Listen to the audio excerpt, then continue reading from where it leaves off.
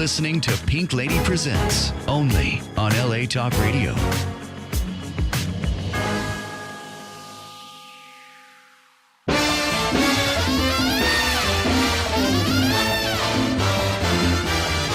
I'm gonna live till I die. I'm gonna laugh instead of cry. I'm gonna take the town and turn it upside down. I'm gonna live until I die. Hi, everyone, and welcome to Pink Lady Presents It Ain't Over Till You Say It's Over. It's a live television show, as you've just seen, so we're starting from the top. Thank you, honey. A program which shares with you lives well lived. And we have a lot of lives well lived today and as you have seen in our programs before. But first, I want to thank everyone out there for sending in your emails to us with all your questions and your comments. Thank you so very much. And for that, Dove, tell them what we're going to do. First of all, thank you again for watching Pink Lady Presents. We are going to take some of the emails that come in every week, and we're going to award gifts. We have people who come on the show that are musicians, that are authors, that are artists, and they have made available to us CDs and posters and books, and we're going to give them to you. So if you would like to enter your name, go on the same page where you came to this show, and you'll see to contact Pink Lady, write to pinklady7@earthlink.net. The address is right there. And every week we will award and ship gifts to you. And then the following week we'll say, last week from Tustin or Baltimore or Naples, Florida, we sent one of our books from Pink Lady Presents, It Ain't Over Till You Say It's Over, or one of our musicians, Ruby Hayes or Tammy Reed, or in this case, Mike Price. So again, thank you for participating. Today. Today we have, I don't know how one says this, okay? You say a violinist. You say someone who plays the drums, a drummer. But we have today a trumpeter. Trumpeter, yes. Trumpeter extraordinaire, Mr. Mike Price. Hello, Mike. Good morning, Jackie. Miss Pink Lady, right. Anyway, what I'm going to ask you right now, because I am like so excited, is what was your first gig, and where did you begin? Well, if you, at the very earliest point in time, I began playing trumpet when I was in 7th grade. Okay. So I think my first salary gig was a half pint of ice cream and a quarter. I love it. Well, that's a good Which thing. is now is worth a great deal of money. I still have the container. There you go. Okay. But then we went and we graduated to, I have to read this because I'm like so excited here, Tex Beneke and the Modernaires. I played with that. Right. Yes. Stan Kenton, Buddy Rich, oh my goodness, and Toshiko Akiyoshi. Correct. Woo! Hey, Yeah. Jackie, good. Okay, and you played with all those, and where did you do this? Well, mostly in the United States. I joined Stan Kenton's band after I graduated from Northwestern University, and I played with Tex Beneke earlier, and I also played with him again later on in California, quite frequently at Disneyland. Oh. And Buddy Rich was during 1969 and 1970, and after that band, I came to Los Angeles and been here since, with the exception when I was playing with Toshiko Akiyoshi's band, Lou Tobacan. We were able to tour Japan. Okay, tell me about that. You got a grant or something, or what was it, exchange program, something? I was with that band 10 years, and during that time, it created a great interest in Japanese culture and because language. Jazz, right? Great jazz fans in Japan. It was very receptive. Did not know that. And I was astounded at that because it's such a different culture, Asian culture, right. and it's, you wouldn't think that they would have this receptivity, but it's very strong. Mm-hmm. And so after Toshiko and Lou left Los Angeles and moved to New York, I still wanted to go to Japan. I found out about an artist exchange program grant through the National Endowment for the Arts, and started applying for it. I didn't get it right away. It's very competitive, but I did get it on the third try. Wow. And so I went to Japan. That grant was for 6 months, so I figured I'd maybe stay there a year and a half. But one thing led to another. And 25 years later, I love it. I come back to Los Angeles. Wow. Well, and also during that time, I think you spent 18 years in one high school, elementary school thing, and then 9 years in another one. Well, I was, what was happening was I was working with a Japanese big band called the Sharps and Flats. Oh, and I was, that's cute. that was a very active band, but still essentially part-time. It didn't take up all the time. So I was able to start a teaching Great. in at a international school in Yokohama called Wow. St. Moore. And that was 2 or 3 days a week of teaching after school kids. And I have to ask you, what like experiences? Was there any like little thing that you want to share with our audience that was kind of funny or different, that you experienced? Well, it was quite a unique opportunity when the Sharps and Flats big band was able to play for the Emperor and Empress and their family in 2008. And there was a receiving line afterwards, and we were able to meet them. Oh, you had a bow, the whole thing. Oh, yeah. Like, Oh, okay. yes. And then what there were 18 of us in a long line, and the Emperor worked one end, and the Empress worked the other, and they met at the middle. And when the Empress got to me, she put her face this close and said, "Hello, how are you?" Speaking English, and I was like, "Oh my gosh!" Yeah, and we were talking earlier that had you thought of it, you could have responded to her, "Arigato agaimasu." I did. I love it. I did. I'm sure she was appreciative Well, of the Emperor spoke Japanese. There so I you had go. to respond There in you go. Japanese Oh to him. my goodness. So why did you come back to America? I mean, like 25 years, I would have stayed there already. Well, there was a lot of reasons. I mean, 25 years overseas is quite a long time, Yeah. and then there are some things you missed. There was a number of reasons. There was an aging parent, and the band leader, the Sharps and Flats, retired, and so that was ceased to exist, and I missed certain things about America too, and. I The can ice say that cream. one point was when one of my quintet members here asked me, what did you miss most about America? And I said, that's an easy answer, diversity. The Okay. diversity of Yes. American society. Correct. I missed that. I first saw you when you were auditioning for Pink's show We Are America. And I can tell you, we had 184 people over 3 days. And when you started to play, there was total silence. Nobody took a breath. They just kept looking like, what and who is that? And speaking of that, And right here now, you are. We have in person, Yeah. before our wonderful audience, we are going to have Mike Price, our trumpeter. Right. And I think you're going to do a medley of Stardust, and one of my favorites, You Are the Night and the Music. And I love that. And I am so Okay. excited. Go for it. Ladies and I'll gentlemen, do my Michael best. Price. I'll do my best.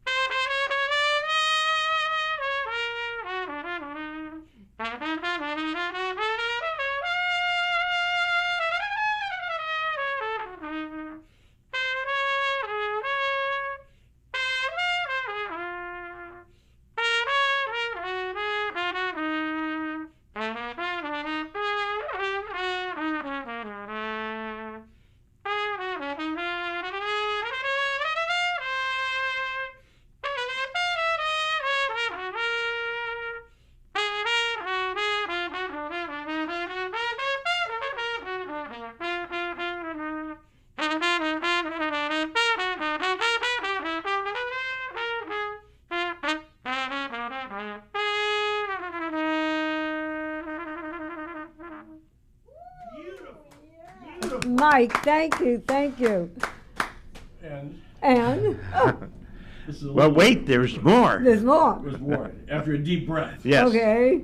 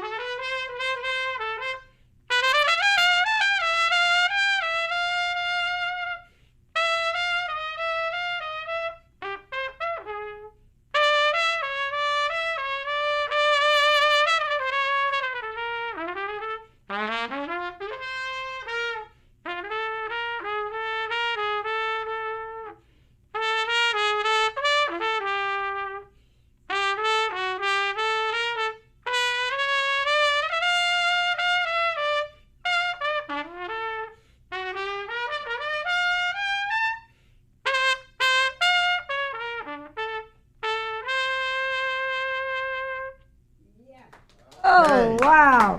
I have to tell you something. There was a big band in Massachusetts. It was at Norumbega Park back in the 60s. And Bob Batchelder was the conductor. 22 pieces, a male singer, a female singer, and everybody that I knew in those days, high school and college, would go to Norumbega to dance and to listen. They would be melting to hear you because nowadays everything is covered by so much noise that you don't hear true, pure music. And we are so appreciative that you brought that to us today. Thank you very much. Thank you, Mike. It's an honor to be here and Love you, honey. Thank you very much. Thank you, and we'll be right back. You're listening to Pink Lady Presents, only on LA Talk Radio.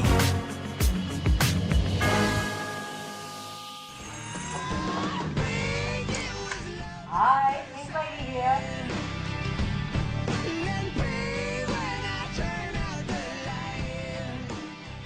At 76 years young, Jackie Goldberg is known to many as the Pink Lady. Actually, it started 40 years ago. I was a sales rep, and I was walking down the hallway one day, and someone yelled, "Hey, Pink Lady!" And my husband, who was a marketing genius, said, "Do you want to be known in our business? You are now the Pink Lady." What started as a marketing gimmick quickly grew into a way of life. Her home is painted in a cotton candy color, and each room is adorned in various shades of pink. Her closets burst of pink right down to the shoes, specially dyed just for her. It's such an uplifting, loving color that to me, when I put it on in the day, 6 o'clock in the morning, wow, I feel good. This energetic, proud grandmother has always had a zest for life and has reinvented herself once again, taking up acting, starting her own magazine, and inspiring seniors to do the same with her Get Up, Get Out, and Get a Life seminar. And my philosophy of life is to think pink, is to feel the aura and the energy that a color can give you in looking through life through rose-colored glasses. For SoCal News, I'm Dr. You're listening to Pink Lady Presents, only on LA Talk Radio.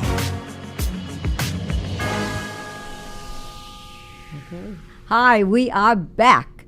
And ladies and gentlemen in the audience, we have special people today. First of all, I am so excited. First, the gentleman on my left, well, I have two gorgeous gentlemen on my left, but this one on my very left is Mr. Glenn Schechter, who is president of the Los Angeles National Cemetery.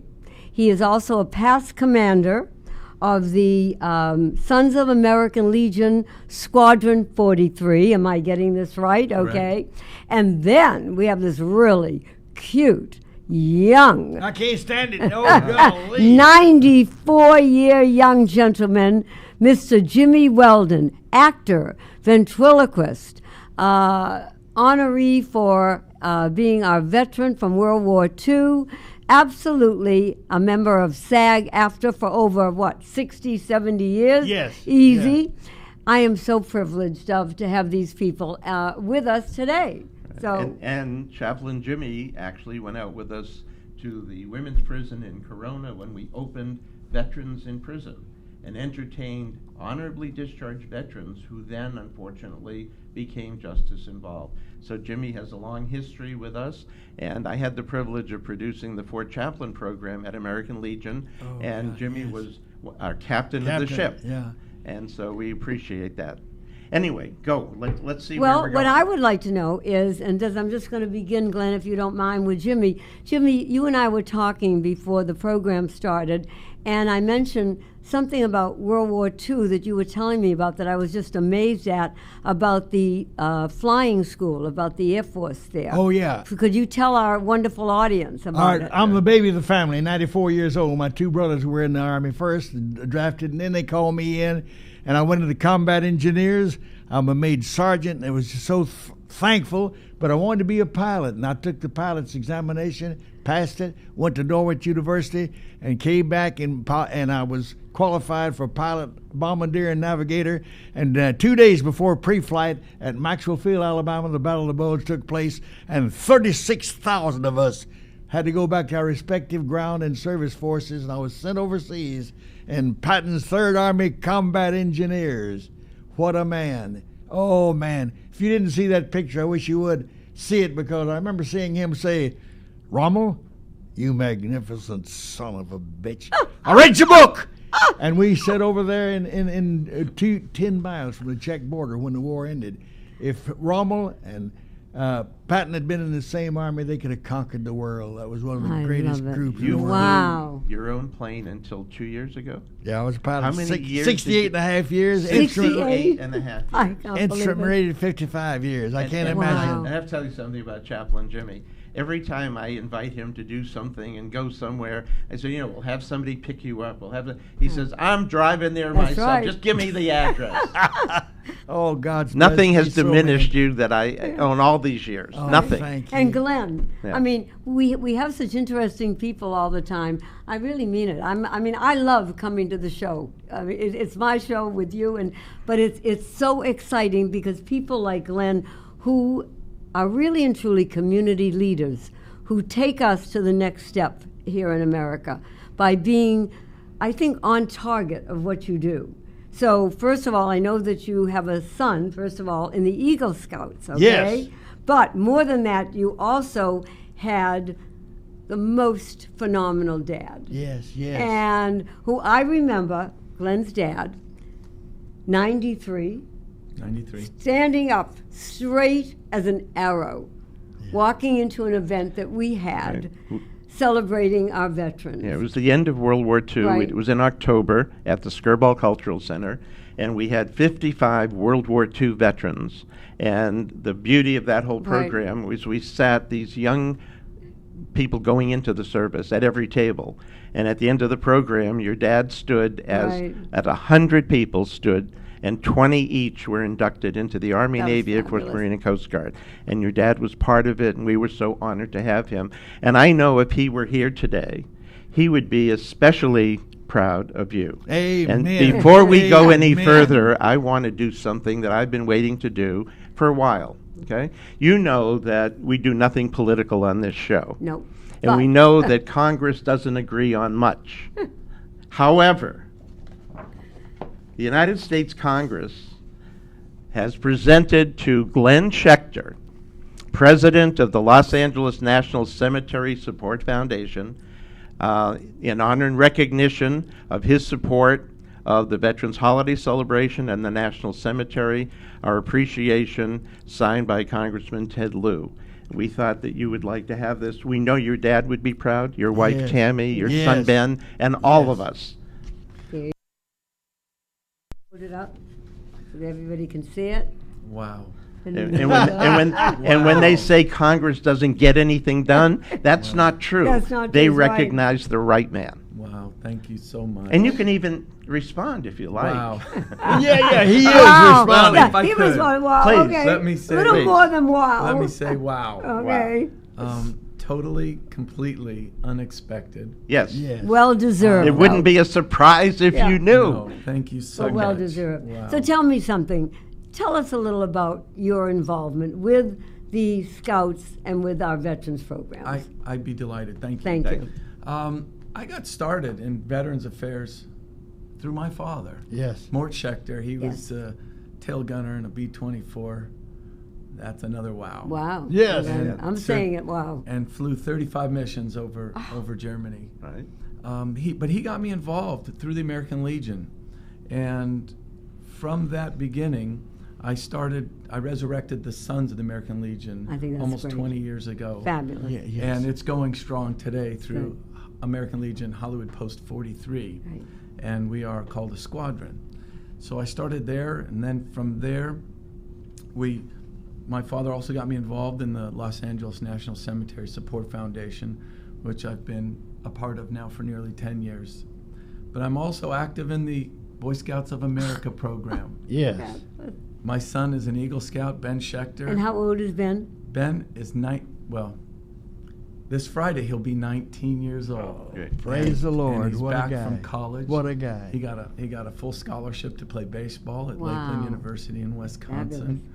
Fabulous. And my son Ben is also involved in Veterans Affairs right along with me. Good. So we are 3 generations continuing to serve our vets today. And tell Terrific. me, Dove is your vice president of Right. the foundation.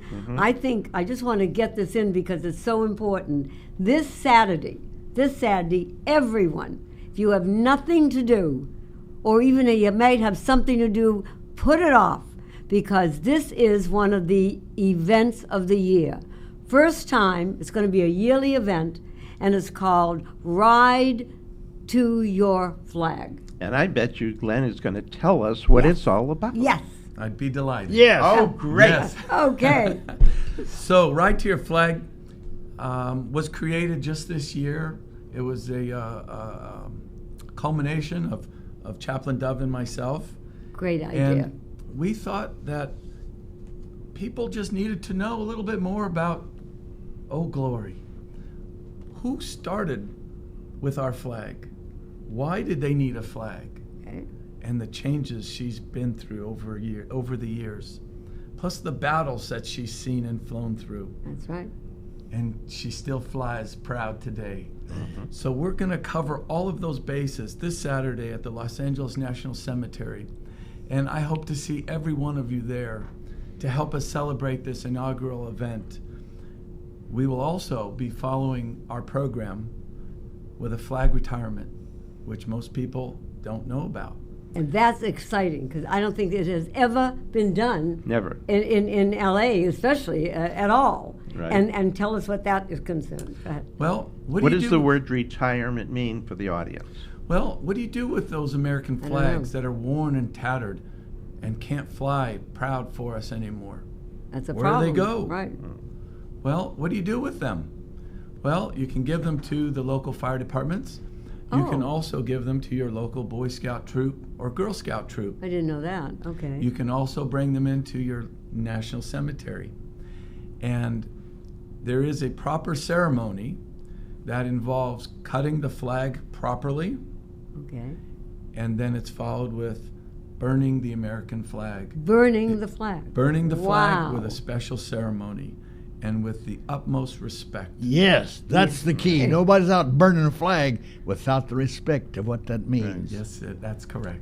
And on Memorial Day, which we just had, we celebrated, our mayor, Eric Garcetti, was on the dais with us and spoke to us, along with the Secretary of Veterans Memorial Affairs from Washington. And we had Congressman Ted Lieu, who presented that to you, and the Secretary of Veterans Affairs from Sacramento for California, Dr. Vito Imbasciani. Right. And so we asked the mayor, we said, we really want to do this ceremony, but we're under the city of LA and the federal government. How do we get the permit? Is there a permit necessary? No, What do we do? there is a permit And we got necessary. a phone call Right. back the next day.